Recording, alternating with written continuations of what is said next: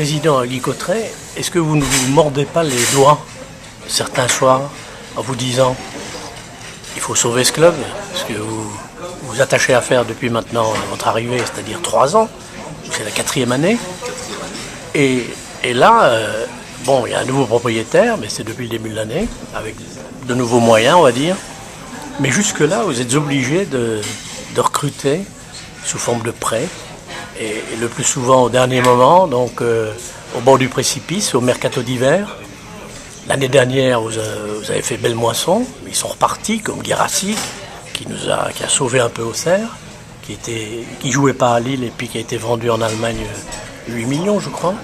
Et là, cette année, Yattara et Touré, Birama, tout le monde s'accorde à dire que voilà, c'est un peu la taille au-dessus. Vous mordez les doigts d'être contraint de devoir vous en séparer 6 mois plus tard, puisqu'il n'y a même pas une possibilité d'option d'achat. Oui, bien sûr, c'est jamais facile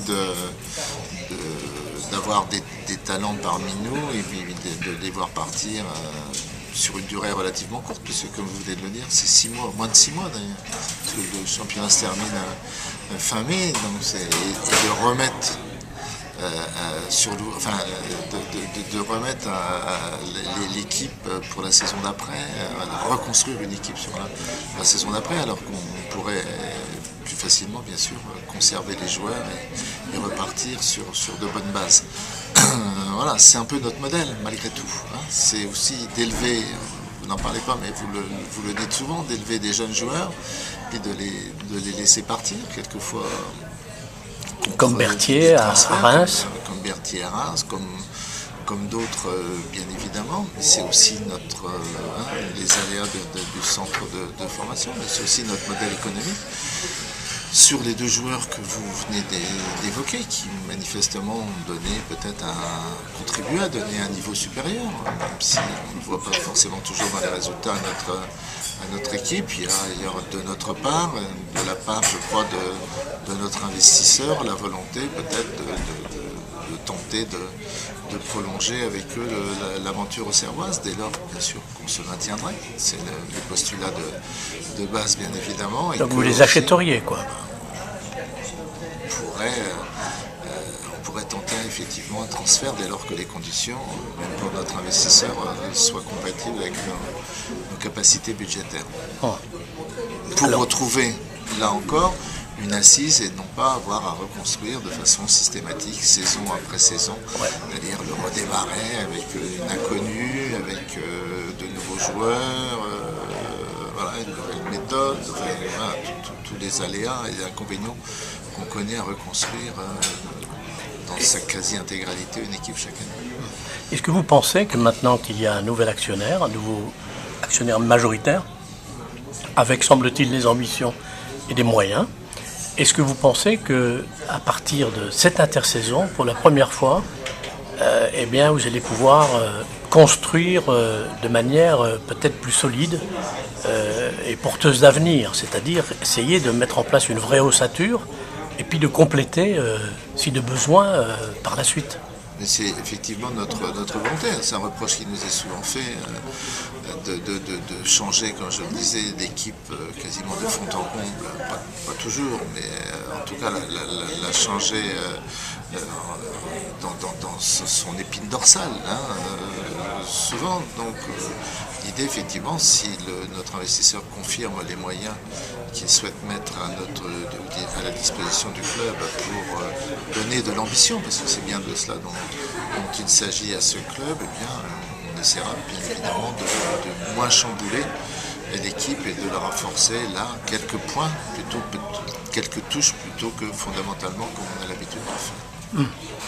Après l'épisode Jean-Pierre Papin, qui est déjà loin derrière, mais qui demeure malgré tout encore un petit peu dans les esprits, quoique le monde avance et puis tout passe, quoi.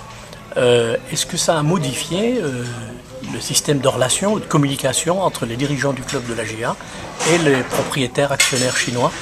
Non, je crois qu'on a effectivement, il faut apprendre à se connaître parce qu'il y a des cultures qui sont différentes, il ne faut pas le nier, au contraire, hein, je pense qu'il faut le reconnaître et le corriger. On a pu s'expliquer, bien évidemment, avec M. Joe de cet épisode Papin, qui était douloureux pour tout le monde, pour Jean-Pierre Papin également, pour le club, pour notre coach, pour l'ensemble du groupe.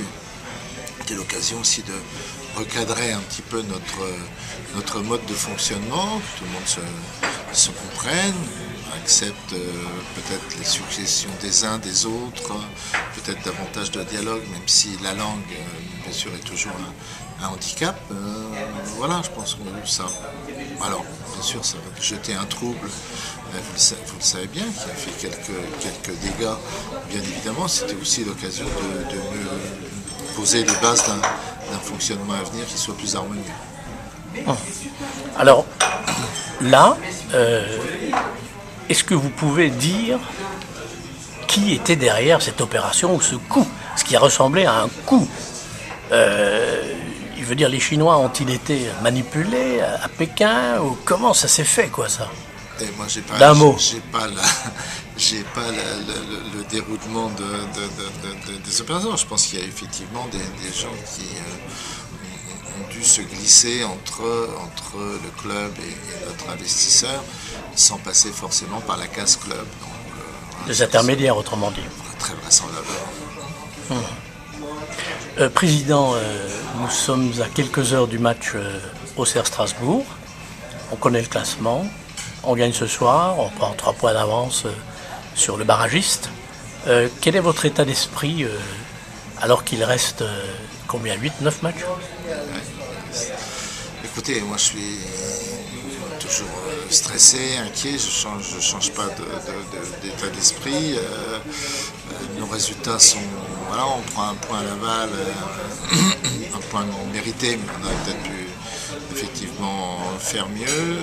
Je sais que ça sera compliqué jusqu'à la fin, on a un calendrier qui n'est pas forcément très sympathique, mais on peut aussi dire que c'est peut-être plus motivant que d'avoir à jouer contre des équipes qui n'ont plus forcément beaucoup d'enjeux, qui sont libérées, donc voilà, donc je suis quand même relativement anxieux, même si j'ai confiance dans ce groupe qui réagit bien, hein, qui ne se laisse pas aller, qui réagit bien, qui dans le vestiaire est très réactif. Et alors à la fois la confiance dans ce groupe, mais aussi l'inquiétude de voir, il y a aussi l'hypothèque, vous le savez, d'Orléans, et de ces 4 points, Orléans qui a fait appel.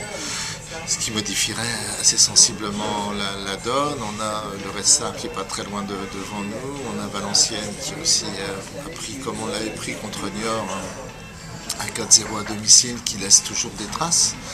Voilà, ça va jouer entre ces équipes-là, mais ça n'empêche que voilà, c'est forcément très stressant. Et Niort, c'est le prochain adversaire. Niort, ouais. Après Strasbourg, Auxerre va à Niort. Niort qui n'a plus rien à jouer, hein, qui n'est pas relégable, qui ne peut plus aspirer à la montée. Et ce club qui ne nous réussit jamais d'ailleurs, hein, aussi bien chez nous, bien sûr, je l'ai rappelé, mais aussi chez eux les années précédentes, n'aura plus rien à jouer, donc ils seront encore plus décontractés pour nous savoir. Je crois que tous les matchs sont compliqués, ils veulent tous forcément 3 points, mais on va trembler jusqu'à la dernière journée, c'est évident. En prenant l'hypothèse, qu'on rejette évidemment, mais l'hypothèse d'une relégation d'Auxerre en national, est-ce que les Chinois, comme on peut l'entendre dire, vont-ils rester? Est-ce que vous avez des garanties? Est-ce que les contrats sont écrits de manière telle qu'ils s'inscrivent dans la durée, comme l'a toujours dit M. Chou? Oui, donc il n'y a pas de contrat en fait. Le contrat, c'est l'actionnariat principal et l'augmentation de capital, parce que ça fait quand même beaucoup d'argent qui a été injecté à la fois au titre de l'acquisition des parts de M. Dimino, puis aussi l'augmentation de capital, les 6 millions d'euros. Alors je ne suis pas dans la tête de M. Cho comme vous le disiez, mais je pense que le projet dépasse la JOCR, l'équipe première, l'équipe professionnelle. Hein. On a beaucoup, sont très attachés à la formation, vous le savez, On a des projets de faire venir, d'ailleurs c'est quasiment imminent, un certain nombre de jeunes Chinois pour la Pâques. formation. Oui, et puis il y en a qui viennent faire le tournoi de Sens, les 14 ans, on va les accueillir pendant 15 jours. Tout ça se met en place. C'est normal que ça prenne un peu de temps, donc je vois mal comment on pourrait passer de projets de cette nature, qui sont des projets de long terme, d'investissement sur le long terme, à plus rien du tout. Dans l'hypothèse sombre que vous évoquez, c'est-à-dire celle de la relégation. Y a-t-il un voyage de prévu en Chine cet été Donc avec les professionnels? On doit effectivement faire notre semaine, notre stage de début de saison en Chine. Là aussi, c'est en train de s'organiser pour aussi rendre un peu, ça me semble tout à fait normal, à notre investisseur permettre en tout cas d'organiser un ou deux matchs avec des équipes chinoises, professionnelles chinoises. Le professionnalisme n'existe pas en tant que tel en Chine, mais des équipes de foot chinois pour montrer l'exposition et bien évidemment l'aide que Org apporte à la JOCR et puisse mettre en valeur cette participation. Quel est le rôle de Johanna, qui est chinoise, qui vit en Seine-et-Marne, et qui est à mi-temps, je crois, enfin qui passe son mi-temps, elle est à plein temps pour la J1, mais à mi-temps à Auxerre. Oui. Quel est son rôle exact dans l'organigramme? Son rôle est de faciliter, parce qu'il y a le handicap de la langue, qui est quand même un handicap important pour la bonne compréhension des uns et des autres. Donc elle facilite cette relation entre le club, ses collaborateurs et son président et monsieur Joe, et aussi elle est là pour justement développer tout ce qui concerne les aspects formation, qu'il s'agisse de faire venir des jeunes Chinois en France, de les installer, de les accompagner, mais aussi de favoriser à l'inverse la possibilité pour des Français, non pas des joueurs, mais des formateurs français, d'aller en Chine pour aider justement les projets que Org a d'installer ou de créer des centres de formation en Chine. Donc ça marche dans les deux sens. Donc son rôle est multiple, à la fois de nous accompagner, de faciliter la discussion, la compréhension aussi, parce qu'il y a une part de compréhension. Je disais tout à l'heure, vous avez des aspects culturels. Évidemment, il fallait qu'on apprenne à mieux se connaître. Donc elle favorise bien sûr cette compréhension, mais également tous les aspects liés à la formation. D'accord. Et c'est elle ou c'est vous qui vous occupez de l'hôtel 5 étoiles? C'est elle qui s'en occupe directement de trouver le site, mais pour le moment ça n'est pas encore fait. Ils veulent bien me demander quelques conseils dans ce domaine, mon avis sur le sujet, ce que j'essaie de leur donner avec le plus d'objectivité possible. Alors Président, vous, dans le cœur de vos charges, quelle est celle qui vous habite le plus actuellement et quel est votre objectif à moyen terme pour la JA? Le plus, c'est de maintenir le club là où il est, parce que sinon ça rend les choses quand même bien compliquées, hein, y compris pour maintenir un club de haut niveau dans Lyon. Et après, je pense que notre investisseur, si j'ai bien compris, il aura la charge de le confirmer, pourrait nous donner les moyens d'avoir une ambition au travers de l'équipe professionnelle qui soit peut-être plus établie que celle que nous avions au cours des dernières années. Là, vous n'avez plus l'épée de Damoclès de la gestion au-dessus de la tête. Vous l'avez toujours, mais plus de la même manière, parce que là, chaque année, c'était un peu la survie. Il fallait faire de l'équilibrisme. Vous avez vendu Berthier par obligation pour 650 000 € à Reims, à un moment crucial, pour pouvoir proposer un budget. Bien sûr, équilibrer et pouvoir passer la fameuse barrière de la DNCG, dont on voit bien avec Orléans notamment, mais pas qu'avec Orléans, toute l'importance. Donc on n'est pas déchargé de cette obligation, bien sûr, de la DNCG. Il semblerait que notre investisseur nous permette d'avoir un peu plus de souplesse et peut-être un peu plus d'ambition, même si elles doivent toujours rester raisonnables et forcément aléatoires, comme l'est le football.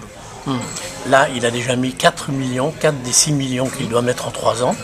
Un l'année dernière, fin de l'année dernière en décembre. Et puis 2 millions fin de l'année dernière en décembre et 2 millions en début d'année, c'est bien ça? C'est ça. Oui. Donc là, il n'y aura plus, en principe, d'argent investi avant janvier 2018. Ce n'est pas tout à fait l'objectif. Là, nous devons, avec notre investisseur, rebâtir le budget de l'année prochaine, puisque au mois de mai, je vous le rappelle, on aura un nouveau passage devant la DNCG, hein, vous ne l'ignorez pas. Donc il m'a demandé, avec Johan, et bien sûr les collaborateurs du club, Monique Ramonneau et Baptiste Malherbe, de construire dès maintenant un budget pour l'année prochaine, donc, qui induira forcément une rallonge budgétaire du côté de notre investisseur. En plus des 6 prévus au départ.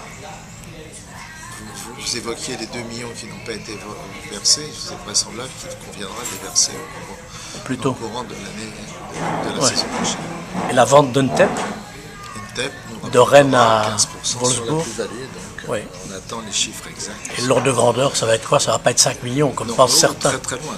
Oui. Ça va faire quoi? Quelques centaines de milliers d'euros. Quelques centaines de milliers. Pas davantage.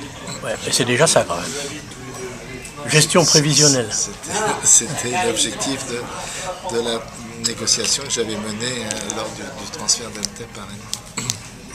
Et s'agissant d'Untep, je vous rappelle qu'on avait, avant qu'il soit blessé, imaginé des montants de transfert qui soient quasiment le double de ce qui a été réalisé avec le club allemand. On pouvait avoir davantage d'espérance. C'est toujours l'aléa du droit de suite. En fait, on ne sait jamais à quel moment le joueur va à nouveau être transféré et à quel montant et dans quel état il sera à ce moment-là. À l'air, il n'y a pas d'infos. Non, pas de nouveau. Je pense que ça va se décompter cette fois-ci parce que si le club néerlandais veut lui-même faire une bonne affaire, je pense qu'il faudra qu'il le vende l'été prochain. Oui. Dernière question, Président. La Coupe du Monde féminine, je crois qu'il y a une réunion aujourd'hui à Paris, non? C'est demain. C'est demain. Oui. 14h. Alors, est-ce que comment ça se présente?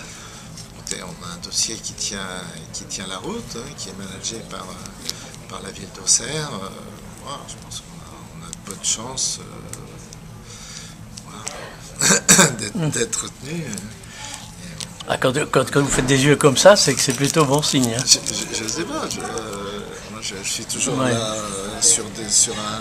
Il n'y a pas l'aléa sportif là. Oui. Hein, dont on parle. Mais il faut aussi s'acquitter des investissements utiles nécessaires. Bien sûr. Travaux de rénovation dans le stade. C'est un point positif pour la GIA, ça, non? C'est un point positif, effectivement, même si la GIA contribuera financièrement aussi aux aménagements. Pour l'essentiel, les travaux, c'est quoi? C'est mise aux normes de vestiaires? Mise aux normes des vestiaires, de la salle de presse, de ça, l'accessibilité handicapée. Voilà, des travaux de cette nature-là, qui sont des travaux pérennes pour la GIA, donc qui bénéficieront aussi à la GIA. Qui, je le répète, participera au moins à hauteur du quart à l'ensemble de l'enveloppe budgétaire. Président, comme Sisyphe, vous roulez votre pierre à la salle de vent au sommet.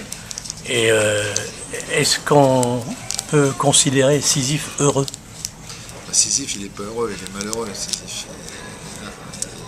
Il sera heureux peut-être à la fin du mois de mai, je l'espère en tout cas. Parce qu'on ne peut pas traverser une saison aussi difficile, délicate que celle que l'on traverse. Quand on connaît les enjeux d'une relégation, les conséquences d'une relégation pour un club comme le nôtre, voilà, ça empêche vraiment d'être bien dans sa tête. J'ai l'impression que vous avez 2-3 cheveux blancs supplémentaires, Président.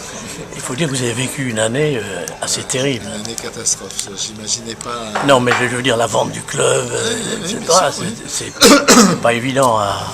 Vous noterez d'ailleurs que quand il y a une vente de club, il y en a, et c'est bien normal, c'est la vie d'une entreprise et d'un club. Le club est toujours, malgré tout, chahuté.